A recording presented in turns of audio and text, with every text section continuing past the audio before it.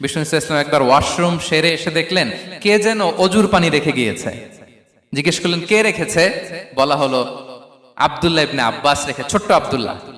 বিষ্ণু ইসলাম খুশি হয়ে গেলেন, হায় রে, সে কিভাবে খেয়াল করলো, আমি এখন ওয়াশরুম থেকে আসলেই তো আমার অজুর পানি লাগবে। খুশি হয়ে একটা দোয়া করলেন তার জন্য। তিনি বললেন আল্লাহুম্মা ফাক্কিহহু ফিদ্দীন ওয়া আল্লিমহু তা'বীল, মানে হে আল্লাহ, আপনি তাকে দ্বীনের জ্ঞান দেন এবং কোরআনের ব্যাখ্যা তারে শিক্ষা দেন। বিশ্বনবীর এই দোয়া এমন ভাবে কবুল হয়েছে, এই আব্দুল্লাহ ইবনে আব্বাস যত মুফাসসির পৃথিবীতে আসবে সকল মুফাসসিরদের সম্রাট হিসেবে আল্লাহ তাকে কবুল করেছেন।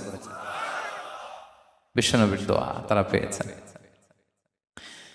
উম্মে সুলাইম রাদিয়াল্লাহু তাআলা আনহা আনাস রাদিয়াল্লাহু তাআলা আনহুকে নিয়ে আসলেন, বললেন নবী হে, আপনি এসেছেন, আমরা যে এত খুশি মদিনাবাসী, সবাই দেখে আপনার হাতে কিছু না কিছু হাদিয়া দেয়, আমি কি দিব?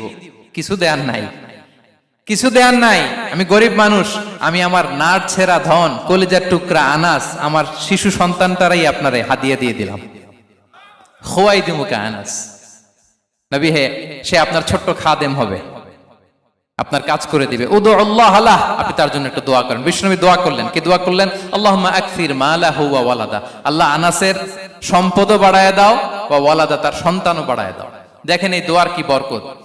এই দোয়ার বরকতে আনাস বলে মদিনাতে যত খেজুর বাগান ছিল সবগুলো খেজুর বাগানে বছরে খেজুর হতো একবার, কিন্তু নবীর দোয়ার বরকতে আমি আনাসের বাগানে খেজুর হতো বছরে 2 বার। আর উনার সর্বসাকুল্যে ছেলে মেয়ে ছিল, কোন বর্ণনায় 78 জন, কোন বর্ণনায় 80 জন। আমাদের পুরো বংশে আছে 80 জন, কথা বলেন, আপনার পুরো গোষ্ঠীতে 80 জন আছে। উনার শুধু ছেলে মেয়ে, একজনের ছেলে মেয়ে কয়জন? 80 জন। বিশ্বনবীর দোয়া কি ইন্টারেকশন দেখেন, একজন ট্রু লিডারের কি বৈশিষ্ট্য।